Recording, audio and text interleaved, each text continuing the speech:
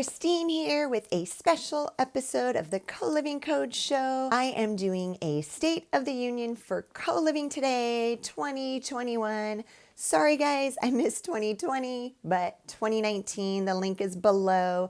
You can check that out. It's kind of been fun to see how the industry has changed in the last 2 years. And also a quick announcement, we are going monthly now. So the last Wednesday of each month, we will air an episode of our show.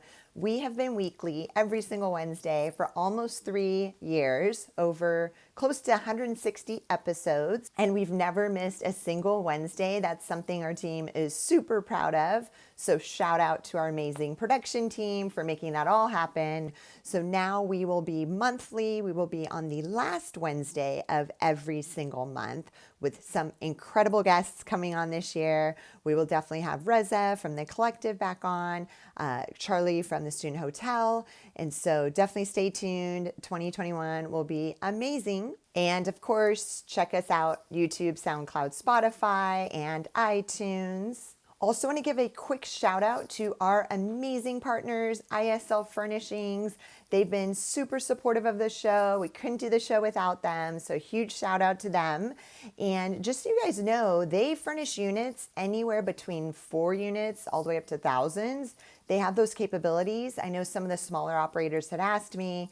So yes, definitely reach out to them if you're launching more locations, or if you want to revamp your current community, definitely reach out to them. So the big topic, of course, is COVID. Will co-living survive or thrive during and after COVID? It's the question I get asked the most right now. And yes, I know it well. Reason being, there's so much pent-up demand for people wanting to travel right now. So you've got your digital nomads, of course, that are looking forward to traveling. They will be jumping from community to community. So short-term stays, 30 days or under, and then slow term.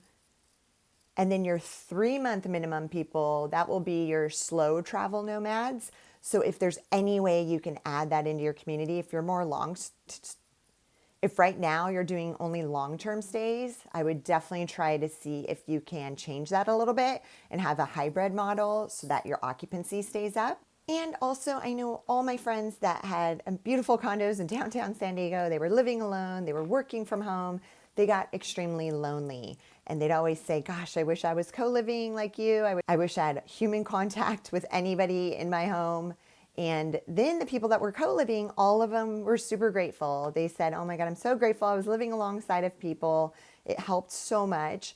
And so that alone kind of shows also the shift that's probably going to happen for people that want connection, want community. So I'm 100% confident that the co-living industry is going to bounce back quickly for sure and thrive, not just survive. And thank God we didn't have the headline, COVID, co-living home, super spreader. We didn't see that headline. There was even pod living with 100 beds in one building. Didn't have that issue. And a shout out to all the co-living operators that made sure they kept their residents safe and healthy. So thank you for that. And other big news, we saw a few of the operators acquire some of the other operators that were struggling. We all know Quarters filed bankruptcy, unfortunately. Habit just recently acquired them. Now, I don't have the actual information and data on what the transaction was. It actually could have been them just taking over the brand specifically and kind of rescuing them, because I know Quarters was mainly on the master lease agreements.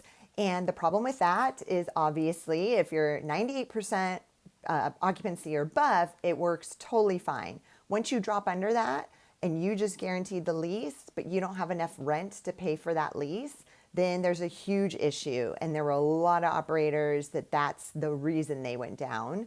So not really somewhat to do with COVID, but even if the real estate market had turned on its own, that would have been an issue.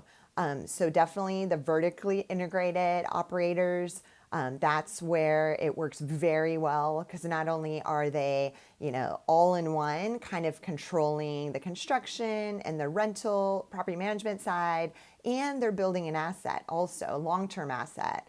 So I am a huge fan of that. That is the best way to go if possible. The second best way would be a profit sharing model with the building owner.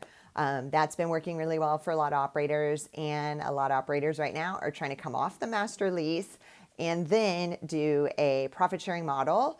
I know that a lot of them renegotiated with the landlords, and they were in a great position to do that, because the last thing a landlord wanted right now is a complete building emptied out. So they've kind of shifted, negotiated, so that I've consulted with some operators that that's what they did. So happy to help with that. And then Star City is a vertically integrated company, and they took over Ollie just recently. Again, I don't know the terms of that transaction. It wasn't disclosed in the press release, which you see here. If you're watching on YouTube, we've got some visuals. And I do know a few operators did go out of business, which is super unfortunate. Okay, and now personal update from me. So my background's in wellness spa industry. I built one of the largest spas in San Diego, 2012, exited in 2017. So 3 years out of the industry, I am back. I took over a skincare clinic October 1st here in San Diego. December 1st, took over a wellness spa. Obviously, they were struggling during COVID. I was happy to jump in, save the job, save the business. And so really, really excited to get back into that industry. Of course, I've been a very busy girl, hence another reason why our show is going monthly.